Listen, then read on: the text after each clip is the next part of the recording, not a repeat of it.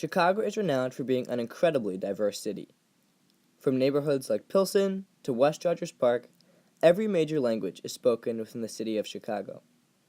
However, Chicago is also infamous for being one of the most segregated cities in the country.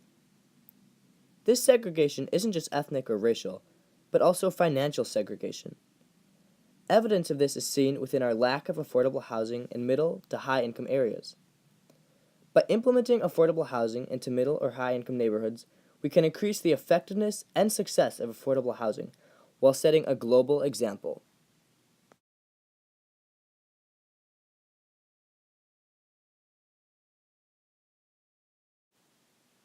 We've all heard the horror stories surrounding affordable housing. Cabrini Green, arguably the most well-known example of affordable housing, drove fear into Americans' hearts.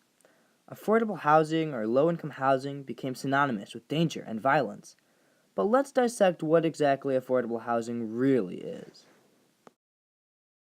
The way that affordable housing is done and where it's located is very different than what you learn in school.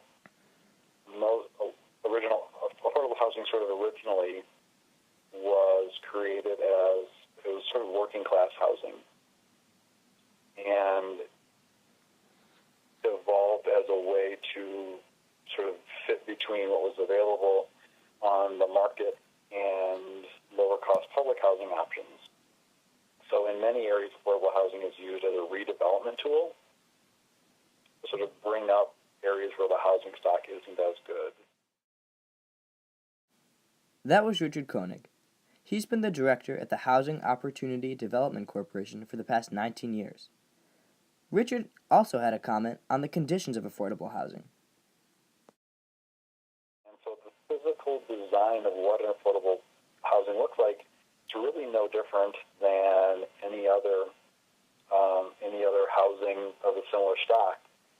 The buildings that we have that are affordable, I would challenge people to go to a block where there's a whole bunch of apartment buildings, and of the, say, 20 buildings on that block, pick out which one is the affordable one. Figure out which one is, see if you can tell which one is different. And there's no different. The way that I want people to be able to tell which is the affordable one is that's the one that looks the best. Now, you may be wondering, who exactly lives in affordable housing? To answer your question, a very select few amount of people. Approximately 1 in 4 people who apply for affordable housing actually get accepted. I still wanted to hear why it was so beneficial to integrate affordable housing. In order to get a better understanding of this, I sat down with Richard Sherentino, who is the founder and co-president of Brinshore Development. The neighborhoods where people live that need affordable housing in inner city neighborhoods, for example, lack the social infrastructure, school, education, and amenities that will allow them the opportunities to advance. And so many people think now that the proper way to do that is to integrate those people into neighborhoods that already have that infrastructure in place. And so that's the idea of building affordable housing in more affluent areas that enable them to access good education. In particular, that's one. Jobs is another one, but good education in particular. I grew a better understanding of how the integration helps the people living in affordable housing. But what about the people already living in the community? Things got a little bit emotional when I sat down with Jane Hornstein, who works at the Department of Housing and Urban Development. Well, I think it's important that, I think we learn so much and we gain so much when people, when we learn about other cultures, when we learn about how other people live, when we think about how things should be. It's sort of what our country is founded on. And it's been a constant battle for this country all the time. We have more immigrants, and how do we integrate them and bring them into the melting pot, and yet allow them to maintain their culture, and and how do we learn from it, and what do we gain from it? So I think this is it's all part of who we are and what we do. Got it really accurately. In fact, there was even a Supreme Court case in 2015 that revolved around the integration of affordable housing. The pinnacle of this discussion happened last year. There was a Supreme Court case that originated in Texas where someone sued a Texas allocation agency that provides all the subsidies to build affordable housing, and they claimed that all the affordable housing was being built in low-income areas, and just by virtue of that fact, it was discriminatory under the Fair Housing Act. So we know that the integration could teach pre-existing residents about diversity and increase acceptance, so why would people be against it? One reason is economics. People claim it will diminish property value, but time and time again, this has been proven false. Empirical evidence that has come in around the country is demonstrate that there is little to no effect on property values from the placement of affordable housing. So that's one of the big arguments that you get, is that it's going to lower my property values because there's going to be affordable housing which has less value than whatever I live in.